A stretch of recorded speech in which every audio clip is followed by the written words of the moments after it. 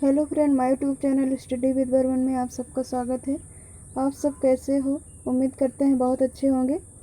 Friend, यदि आप UP triple SC PT exam या फिर UP triple SC main exam बाल पोषण सेवा एवं पुष्टाहार की तैयारी करना चाहते हैं तो हमारे चैनल से जुड़ जाइए। चैनल से जुड़ने के लिए करना होगा एक छोटा सा काम, यानी जो आपको रेड कलर का सब्सक्राइब बटन दिख रहा है उसे प्रेस करना होगा और साथ ही बेल आइकन को भी प्रेस करना होगा ताकि हमारा आने वाला हर वीडियो आपको सबसे पहले मिल सके। तो देर किस बात की, जल्दी से चैनल को सब्सक्राइब कर दीजिए, वीडियो को एक लाइक कर दीजिए और वीडियो को अधिक से अधिक शेयर कीजिए। फ्रेंड, जो आपकी मुख्य सेविका की क्लास चल रही है इसमें आज की विशेष क्लास है ये। आप लोग इसे पूरा बिना स्किप किए हुए पूरा देखिएगा, एक भी पॉइंट मिस मत करिएगा, आपके लिए बहुत इम्पोर्टेंट है। तो चलिए शुरू करते हैं आज की क्लास। आज की क्लास आपकी आईसीडीएस पर आधारित है। इसी के बारे में आज बात की जाएगी।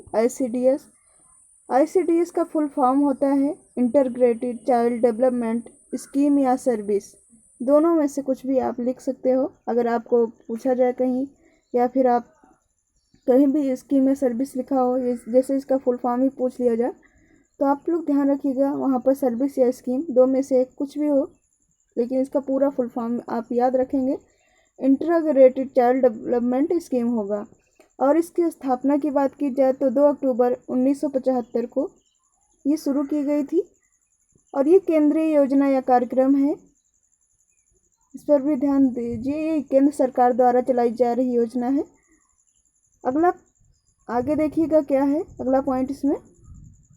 और ये जैसे यहाँ पर लिखा हुआ है केंद्रीय योजना या कार्यक्रम, तो ministry of women and child development के लिए है। ये मुख्यतः जो है वुमेन और चाइल्ड डेवलपमेंट के लिए है ये कार्यक्रम। आगे है, ये एक आपका क्वेश्चन है, यहाँ क्वेश्चन मार्क नहीं लगा हुआ, लेकिन ये बहुत बड़ा क्वेश्चन है, बहुत ही इम्पोर्टेंट क्वेश्चन पूरे आईसीडीएस का। ये हृदय है, तो आपको बताना है कि आईसीडीएस का हृदय किसे कहते हैं। तो आईसीडीएस का हृदय जो है वो आंगनबाड़ी है। इसी के द्वारा इसकी सारी सेवाएं प्रदान की जाती हैं आईसीडीएस कार्यक्रम की। तो चलिए देखते हैं आगे क्या है। Focal point of ICDS service, anganwadi कार्यकर्ता। और आगे देखेंगे कि आईसीडीएस के अंतर्गत कौन कौन सी सेवाएं आती हैं या कौन कौन सी सेवाएं दी जाती हैं। कम्युनिटी डेवलपमेंट ऑफ ब्लॉक, जो आपकी आईसीडीएस योजना होती है ये आपके एक ब्लॉक स्तर पर होती है। और ब्लॉक स्तर पर जो होती है वो आपकी कम्युनिटी होती है। तो कम्युनिटी में कितनी जनसंख्या होती है, यानी एक ब्लॉक स्तर पर होती है, उसके लिए कितनी जनसंख्या होनी चाहिए? उसके लिए होनी चाहिए 80,000 से 1 लाख तक की जनसंख्या पर ये स्थित होता है, यानी इसकी स्थापना की जाती है। इतने क्षेत्र को ये कवर करता है आपका। और ये पॉपुलेशन देख लीजिए, यहाँ पर दिखाया गया है 80,000 से 1 लाख तक की जनसंख्या पर होता है। और जो आपका आदिवासी या ट्राइबल एरियाज होता है वहाँ पर 35,000 की जनसंख्या पर होता है। 80,000 जो है वो आपका पहाड़ी क्षेत्रों पर होगा और 1 लाख प्लेन या समतल या मैदानी क्षेत्र के लिए 1 लाख की जनसंख्या पर होता है। अगर बात की जाए स्टाफ की यहाँ, तो स्टाफ है यहाँ पर देख लीजिएगा। एक होता है आपका main chief development project officer, जिसे शॉर्ट फॉर्म में सीडीपीओ कहते हैं, यानी सी से चाइल्ड डेवलपमेंट प्रोजेक्ट ऑफिसर। तो यहाँ पर रहेगा आपका मेन जो होता है वो चीफ डेवलपमेंट प्रोजेक्ट ऑफिसर होता है। और ये 1 लाख की जनसंख्या पर एक सीडीपीओ की नियुक्ति होती है। यहाँ पर ध्यान दीजिएगा, 1 लाख की जनसंख्या पर एक सीडीपीओ यानी चीफ डेवलपमेंट ऑफिसर की नियुक्ति होती है। दूसरा आपका स्टाफ होता है सुपरवाइजर या मुख्य सेविका, जिसके लिए आप लोग इसकी तैयारी कर रहे हैं, जिस पद के लिए वो होता है आपका। और आप लोग यहाँ पर ध्यान रखिए कि आपका जो आपके सीनियर होंगे वो चीफ डेवलपमेंट प्रोजेक्ट ऑफिसर होंगे और उसके नीचे आप होंगे सुपरवाइजर यानी मुख्य सेविका। आपका दूसरा स्थान होगा इस विभाग में। तो यहाँ पर सुपरवाइजर का क्या कार्य है, क्वेश्चन है ये भी। आपको बताना है कि सुपरवाइजर का क्या कार्य है। तो देखिएगा, सुपरवाइजर का कार्य होता है जो आंगनवाड़ी कार्यकर्ता होती हैं उनकी निगरानी करना कि वह अपना कार्य सही ढंग से कर रही हैं अथवा नहीं। यानी जो आपको ICDS के अंतर्गत जो भी सेवाएं प्रदान की जाती हैं गवर्नमेंट के द्वारा, जैसे पोषण से संबंधित या फिर स्वास्थ्य शिक्षा या इम्यूनाइजेशन, इन सब के बारे में वो लोगों को जागरूक कर रही हैं, उनकी सेवाएं लोगों तक पहुंचा रही हैं या नहीं पहुंचा रही हैं, इन सब की निगरानी जो है एक सुपरवाइजर करती है। आगे देखिएगा, एक CDPO के अंतर्गत 4 सुपरवाइजर होती हैं। ये क्वेश्चन आपको अभी तक पूरे यूट्यूब पर आप देख लीजिएगा, किसी ने नहीं बताया होगा, इतना अच्छा किसी ने नहीं बताया होगा। तो आप देख लीजिए, एक CDPO के अंतर्गत 4 सुपरवाइजर होती हैं। कभी कभी हो सकता है अगर आपका क्वेश्चन टफ बनाना होता है तो यहीं से बनाते हैं, इन्हीं सभी पॉइंटों को पूछा जाता है एग्जाम में।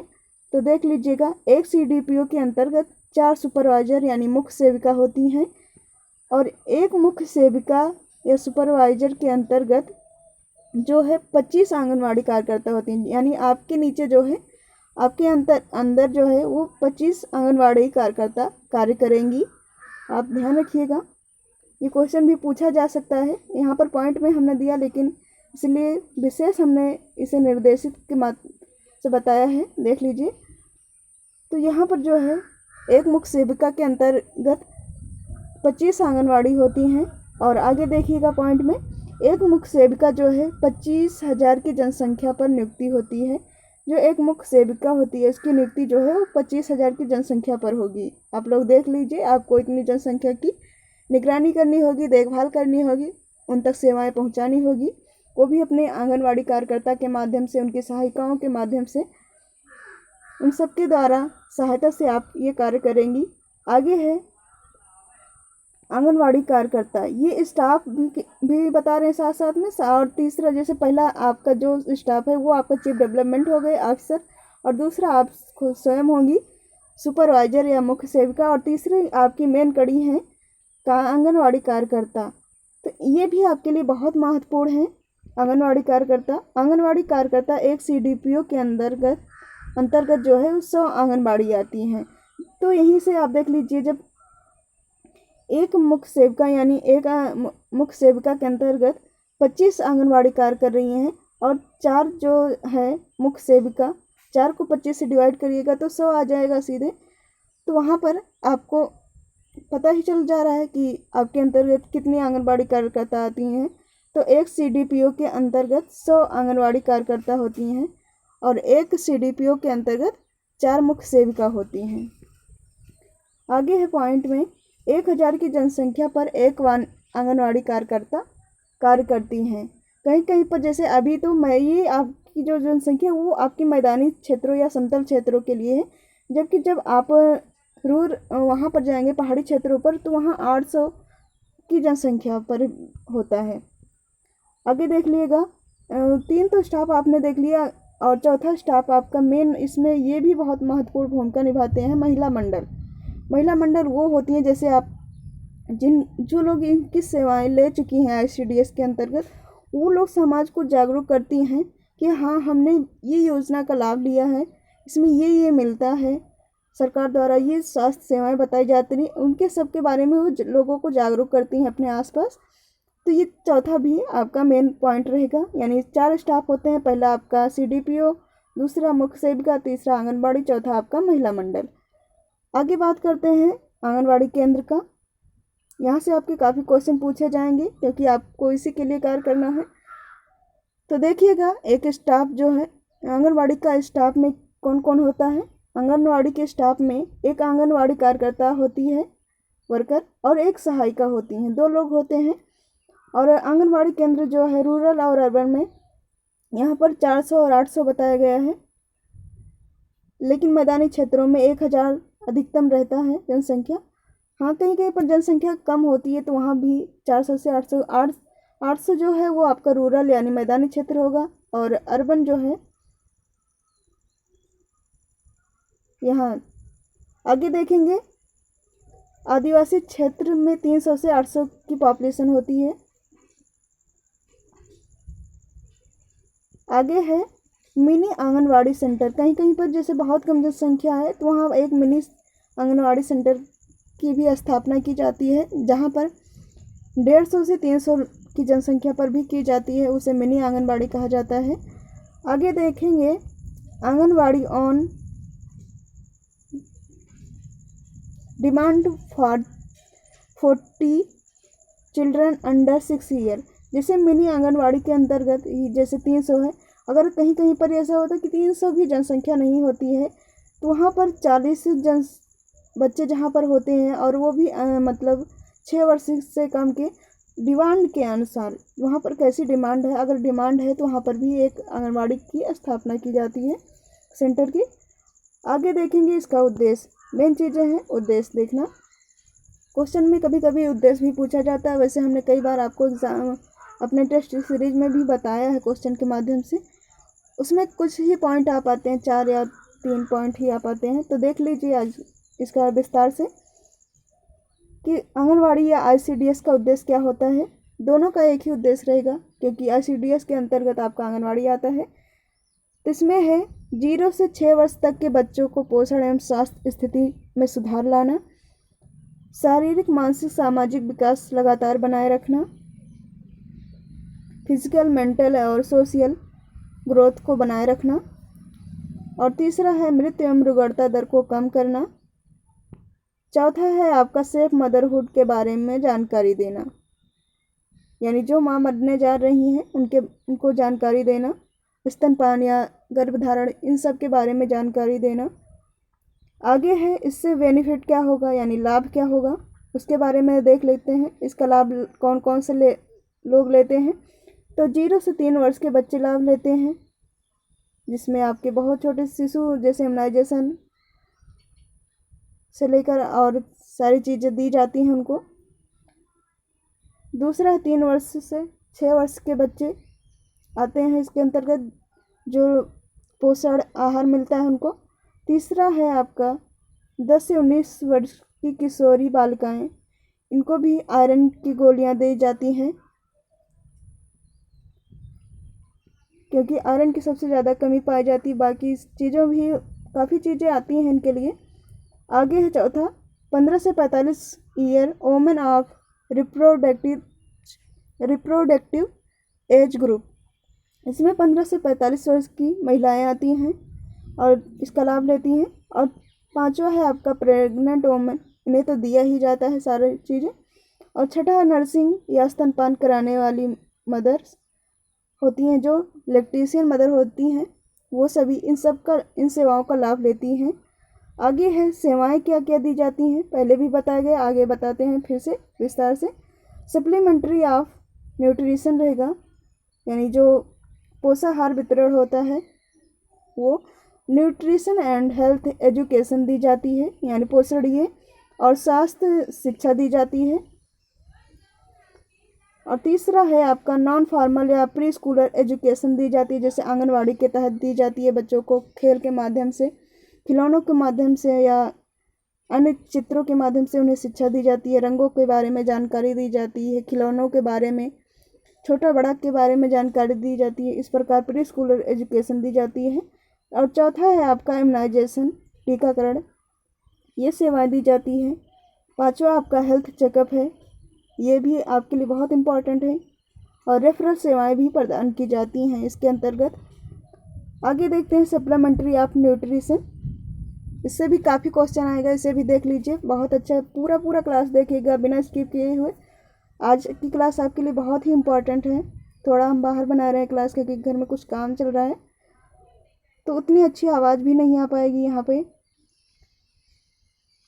लेकिन आपके लिए क्लास बहुत इम्पॉर्टेंट है। जो लिखा है आप उस पर ध्यान दीजिएगा। 6 वर्ष से कम आयु के बच्चे सप्लीमेंट्री न्यूट्रिशन लेते हैं। गर्भवती महिलाएं, स्तनपान कराने वाली महिलाएं, ये सभी आपकी इसके अंतर्गत आएंगी, यानी इसका लाभ लेंगी। तो देखते हैं चार्ट है चाइल्ड का, सप्लीमेंट्री न्यूट्रिशन क्या क्या लेते हैं। ये चाइल्ड के लिए है। कैलोरीज जो है पूछा जाता है कि कितनी कैलोरी देनी चाहिए, तो दी जाती है इसके अंतर्गत तो 500 किलो कैलोरी दी जाती है प्रोटीन की बात की जाए तो 12 से 15 ग्राम दी जाती है। माइल यानी ये आपको आंगनवाड़ी केंद्र में ही बिठाकर दी जाती है बच्चों को। जो आपने देखा होगा काफ़ी चार्ट वगैरह में दिखाते हैं बच्चे, वहाँ पर आपने आसपास भी देखा होगा आंगनवाड़ी केंद्रों में बच्चों को भोजन, तरह तरह के भोजन, फल फ्रूट आदि, दूध वगैरह भी अब दिया जाने लगा है, तो वो सभी दिया जाता है चाइल्ड को। उसी को माइल आंगनवाड़ी के अंतर्गत रखा जाता है। और कॉस्ट की बात की जाए तो 8 रुपये आता है एक बच्चे के लिए, इसका पूरा जो है खर्चा। आगे है pregnant women, nursing woman. Pregnant या नर्सिंग वोमन यानी वही केयर करने वाली माता या इलेक्ट्रीशियन मदर, इसके अंतर्गत उन्हें जो कैलोरी दी जाती है वो 600 किलो कैलोरी। ये हमने क्वेश्चन भी पूछा था आपसे, तो यहाँ पर भी देख लीजिए 600 किलो कैलोरी दी जाती है। प्रोटीन जो है वो 15 से 20 ग्राम दी जाती है। माइल टेक होम यानी उनको ये राशन जो है, जो कैलोरीज और प्रोटीन के माध्यम से दी जाती है, तो वही राशन के माध्यम से दी जाती है, यानी राशन में ही उपलब्ध होता है, तो उन्हें उनके घर पर ही ये प्रोवाइड कराया जाता है। वहाँ पर उनको बिठा के खिलाया उलाया नहीं जाता है, उन्हें सीधे दे दिया जाता है। और इसका जो खर्च होता है वो यहाँ पर पॉइंट करके रहेगा, यानी 9.5 रुपये इसका कॉस्ट रहता है। आगे बात करेंगे माल न्यूरिश की, यानी जो कुपोषित बच्चे होते हैं उनके लिए भी स्कीम में होता है। तो उसके लिए कैलोरीज जो है 800 किलो कैलोरीज। वैसे ये अभी तो क्वेश्चन किसी ने पूछा नहीं है, कहीं भी नहीं पूछा गया, लेकिन आपके एग्जाम में पूछा भी जा सकता है, नया क्वेश्चन हमेशा बनता है। तो 800 किलो कैलोरी जो है माल न्यूरिश बच्चों के लिए आती है। प्रोटीन जो है 20-25 ग्राम होती है। और एक माइल एट होम इन्हें भी घर पर ही दिया जाता है, और इसका जो खर्च आता है वो 12.5 रुपये आता है। इस प्रकार आज का हमारा जो है ICDS पर आधारित क्लास थी। बहुत ही इम्पॉर्टेंट क्लास में है, इसमें बहुत सारे क्वेश्चन हैं जो आप लोग देखना चाहें तो देख सकते हैं। बहुत बिना स्किप किए हुए 2 से 3 बार, जितनी बार आपको समझ आए उतनी बार देखिए, जब तक ना समझ आए तब तक देखिएगा। और आपसे रिक्वेस्ट है कि चैनल पर पहली बार आए हैं तो पहले प्लीज़ चैनल को सब्सक्राइब कर दीजिएगा, वीडियो को एक लाइक कर दीजिएगा और वीडियो को अधिक से अधिक शेयर कीजिएगा। और जो लोग इसकी PDF चाहते हैं तो हमारे टेलीग्राम चैनल पर हम इसे प्रोवाइड करा देंगे, वहां जाकर आप लोग ले लीजिएगा। लिंक आपको डिस्क्रिप्शन बॉक्स में, किसी भी क्लास की डिस्क्रिप्शन बॉक्स में आप चेक करेंगे तो वहाँ मिल जाएगी लिंक, तो वहाँ से जाकर आप लोग इसकी क्लास ले सकते हैं, यानी PDF आप वहाँ से देख सकते हैं। आपके लिए बहुत ही इम्पॉर्टेंट है। जितने भी क्लासेस दिए हैं मैंने सारी इम्पॉर्टेंट क्लासेस दिए हैं, बहुत ही इम्पॉर्टेंट क्वेश्चन हमने छांट के आपके लिए लाए हैं, और ये भी आपके लिए बहुत ही इम्पॉर्टेंट रहेगी, तो आप वहाँ से जाकर ले लीजिएगा। मिलते हैं नेक्स्ट क्लास में।